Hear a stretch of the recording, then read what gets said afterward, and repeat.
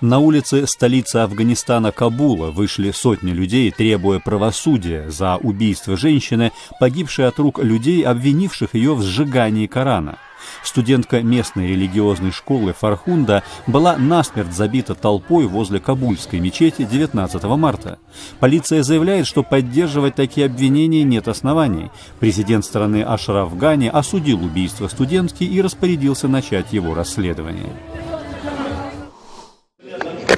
В Гагаузии, автономном регионе на юге Молдавии, 22 марта прошли выборы главы администрации. Им стала депутат молдавского парламента Ирина Влах, поддерживающая сближение с Россией. Она получила 51% голосов избирателей.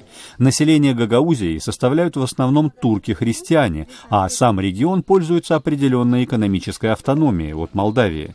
В прошлом году здесь прошел референдум, на котором жители выступили в поддержку связи с Россией и против интеграции в Европейский Союз. В Киргизии курс национальной валюты сома продолжает снижаться. $1 стоит сегодня уже 63 сома, хотя еще в августе прошлого года 52 сома. Попытки Национального банка страны сдержать падение киргизской валюты с помощью своих валютных интервенций пока результатов не дали. На востоке Украины добровольцы провели эксгумацию тел 2 погибших в недавних боях возле Дебальцева. В акции 21 марта приняли участие представители как украинских неправительственных организаций, так и самопровозглашенной Донецкой Народной Республики. Предполагается, что погибшие являлись украинскими военнослужащими, захороненными сепаратистами.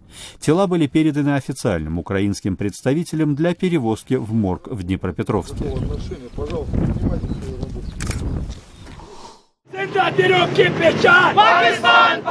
В пакистанском городе Пешавар религиозные партии организовали шествие в честь Дня Пакистана. Он отмечается в ознаменовании политической резолюции 1940 года, положившей начало борьбе за создание независимого мусульманского государства.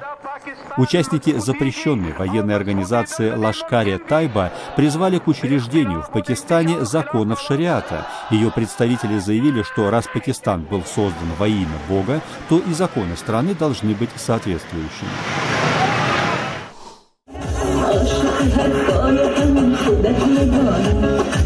В столице Таджикистана Душанбе с музыкой и танцами отметили начало Навруза, празднование Нового года по астрономическому солнечному календарю у иранских и тюркских народов.